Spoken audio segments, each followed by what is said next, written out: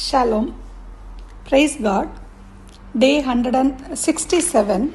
Be the light in the world என்ற தலைப்பில் உபாகமம் 15ஆம் அதிகாரத்தில் உள்ள சிந்தனை துளிகளை கர்த்தரின் வெளிச்சத்தில் காண்போம். உபாகமம் 15ஆம் அதிகாரத்தில் ஒவ்வொரு 7ஆம் ஆண்டும் கடன்களை விடுவிப்பதை குறித்தும் இது தர்ம காரியங்களுக்கு எந்த தடையாகவும் இருக்கக்கூடாது என்றும் 7 வருட சேவைக்கு பிறகு எப்படி வேலைக்காரர்களை விடுவிப்பது என்பதை குறித்தும் கால்நடைகளின் அந்த முதல் குட்டிகளை கர்த்தருக்கு பரிசுத்தப்படுத்துவது குறித்தும் தியானிக்கிறோம்.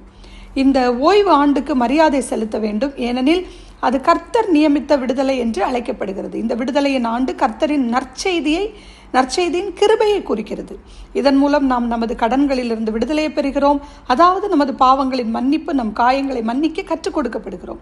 வசனம் 1 3 வசனம் வரை இதை குறித்து பார்க்கிறோம். வசனம் 4 6 வசனத்தை பார்க்கும்போது கர்த்தரின் பாதுகாப்பு இங்கே ஒரு தெய்வீக வாக்குறுதியில் வழங்கப்படுகிறது. அதாவது ஏழை கடனாளிகளால் அவர்கள் இழந்த அனைத்தையும் அவர்கள் வைத்திருந்த அவங்களுடைய அந்த காரியங்கள் எல்லாம் அனைத்தின் மீதும் கர்த்தரின் ஆசீர்வாதத்தால் அவர்களுக்கு ஈடு செய்யப்படும். வசனம் 4 6 வசனங்களை பார்க்கும்போது தங்கள் கடமையை செய்ய கவனமாக இருந்தால் கர்த்தர் உங்களை ஆசீர்வதிப்பார் என்று வாசிக்கிறோம். வசனம் 7 11 வசனத்தை வாசிக்கும் போது அவர்களில் ஏழை இருப்பார்கள். தர்மம் செய்யும் சில பொருட்கள் ஒருபோதும் இருக்காது. ஏழைகள் என்றால் தீவிர வறுமையில் தள்ளப்பட்டவர்கள் அல்ல. அவர்களால் கடன் வாங்க முடியும், ஆனால் அந்த கடனை திரும்ப செலுத்த முடியாது. நம் இருதயத்தை அவர்களுக்கு கடினப்படுத்தாமல் அப்படிப்பட்டவர்களுக்கு நாம் உதவி செய்ய வேண்டும். யாக்கோபு 2 15 16 வசனத்தில் வாசிக்கும் போது ஒரு சகோதரனாவது சகோதரியாவது வஸ்திரம் இல்லாமலும் அனுதின ஆகாரம் இல்லாமலும் இருக்கும் போது உங்களில் ஒருவன் அவர்களை நோக்கி நீங்கள் சமாதானத்தோടെ போங்கள், குளிர் காய்ந்து பசியாருங்கள் என்று சொல்லியும் சரீரத்திற்கு வேண்டியவைகளை அவர்களுக்கு கொடாவிட்டால் பிரயோஜனம் என்ன? அவங்களுக்கு என்ன தேவையோ அதை கொடுப்பதிலும் கையை தாராளமாய் திறக்க வேண்டும் என்று நமக்கு வேத வசனம் கற்றுத்தருகிறது. வசனம் 7 11 வசனங்கள் வரை பார்க்கும்போது ஏழைகள் நமக்கு எதிராக கூப்பிடுவது பயங்கரமானது. ஏனென்றால் கர்த்தர் அந்த கூக்குரலுக்கு தம் காதுகளை திறந்திருக்கிறார். இரக்கமுள்ளவராக இருக்கிறார். நம்முடைய அறிவு என்று நாம் நினைப்பது பெரும்பாலும் பாவத்தை நிரூபிக்கிறதா இருக்கிறது. அவர் இங்கே நமக்கு பாவம் என்று சொல்வது மனம் திரும்பாவிட்டால் நிச்சயமாக நமக்கு அழிவாகத்தான் இருக்கும்.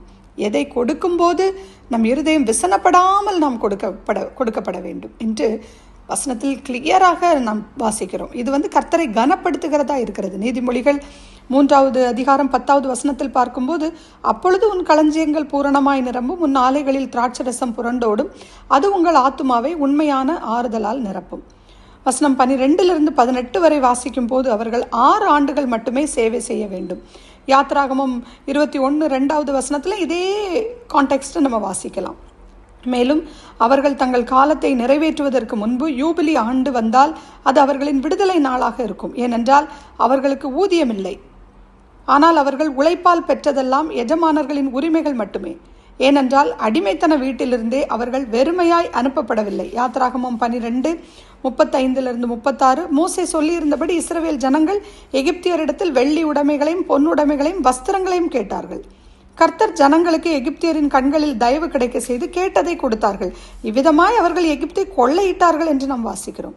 வசனம் 19 23 வரை வாசிக்கும் போது இஸ்ரவேலின் முதல் குழந்தைகளான மனிதர்கள் மற்றும் மிருகங்களை காப்பாற்றியதை நினைவு கூறும் விதமாகவும் நன்றி செலுத்தும் விதமாகவும் 19 வசனத்தில் அந்த ஆடு மாடுகளில் தலையீற்றாகிய ஆணையெல்லாம் தேவனாகிய கர்த்தருக்கு பரிசுத்தமாக்க கடவாய் அப்படின்னு நம்ம வாசிக்கிறோம். ஆனால் கர்த்தர் தெரிந்து கொள்ளும் அந்த ஸ்தலத்திலே வருஷந்தோறும் நீயும் உன் வீட்டாருமாய் உன் தேவனாகிய கர்த்தருடைய சன்னதியில் அப்படிப்பட்டவைகளை புசிப்பீர்கள் என்று அந்த கட்டளையும் கிளியராக கொடுக்கப்பட்டிருக்கிறதை நாம் வாசிக்கிறோம். ஆனால் பழுதடைந்ததை ஆணாக இருந்தாலும் பெண்ணாக இருந்தாலும் சரி, அதை பரிசுத்த ஸ்தலத்திற்கு அருகில் கூட கொண்டு வரக்கூடாது.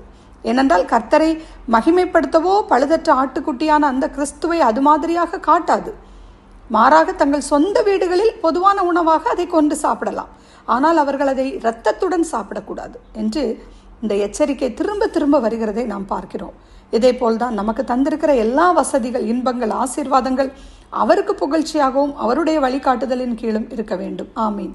நாம் ஜெபிப்போம். இரக்கமுள்ள நல்ல தகப்பனே, இந்த உபாகமம் 15ஆம் அதிகாரத்தை தியானிக்கும் போது ஏழைகளுக்கு நாங்கள் உதவி செய்ய வேண்டும். அதன் மூலம் கிடைக்கும் ஆசீர்வாதங்கள் உம்முடைய பாதுகாப்பை எங்களுக்கு தருகிறது. கர்த்தருக்கு படைக்கும் காணிக்கைகள் எங்ககிட்ட இருக்கிற அந்த பெஸ்ட்டை நாங்கள் உங்களுக்கு செலுத்த நீங்கள் எங்களுக்கு கிருபை தாங்கப்பா.